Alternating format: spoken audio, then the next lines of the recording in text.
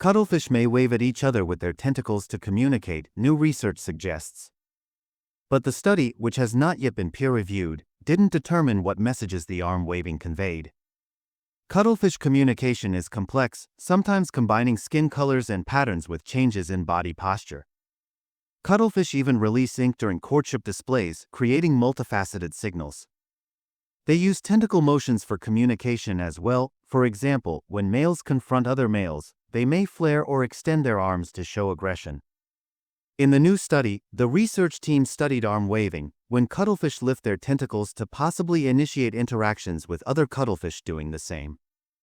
The researchers focused on the common cuttlefish, Sepia officinalis, and the dwarf cuttlefish, Sepia bandensis, after noticing these species seem to perform specific arm movements in a consistent way. The researchers identified 4 arm wave signs, repeated sequences of arm undulations that could be combined to create particular patterns: the up sign, side sign, roll sign, and crown sign. The research team recorded videos of cuttlefish performing the movements and played them back. The cuttlefish often placed themselves in front of the videos and waved back at themselves, said Sophie Cohen-Bodens, a neuroscientist at PSL University in Paris and co-author of the new paper. They repeated the movements back at themselves significantly more when the video was in an upright configuration, as opposed to flipped upside down, suggesting the wave signs have significance that cuttlefish interpret when oriented correctly. The researchers also found that the arm movements produced vibrational waves in the water. When they don't see each other, for example, if there is a big rock in the tank, they would still do the signs, Cohen-Bodens told Live Science. It produces vibrations in the water, and that could be perceived. To test the role of these vibrations, the researchers recorded the vibrational trace of the waving behavior with a hydrophone, an instrument that detects sound waves in the water. Then, they created versions of the vibrational signal that were reversed and scrambled, and played both these versions and the original recording in the water. They found that the cuttlefish responded only to the original vibrational recordings, suggesting the order of the vibrations could have a specific meaning. It was very impressive because they would come to the hydrophone, and just in front of the hydrophone, they would display back the signs, Cohen-Bodens said.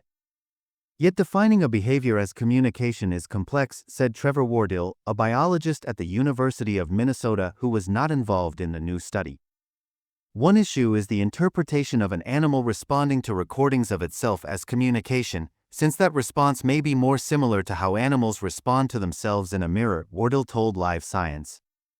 But when kept in tanks, cuttlefish do sometimes wave their arms when caretakers pass by, possibly to get caretakers' attention and be fed, Wardill hypothesized. I would not be surprised if there's actually communication. I don't think that's out of the realm of possibility, because they are a social species, Wardill said. The next step is to get the evidence to show very clearly what's going on and to link the sender of a signal and the receiver responding to that signal, Wardill added. The research team said the experiments lend support to their hypothesis that cuttlefish arm waving is a communication signal that combines visual cues and vibrational waves, although they noted that further research is needed. The researchers hope machine learning tools that are used to analyze sequences of cephalopod skin patterns can decipher what the arm movements mean in different contexts. They are also interested in developing a cuttlefish-like underwater robot that could display these signals and produce vibrations to see how cuttlefish might respond to it.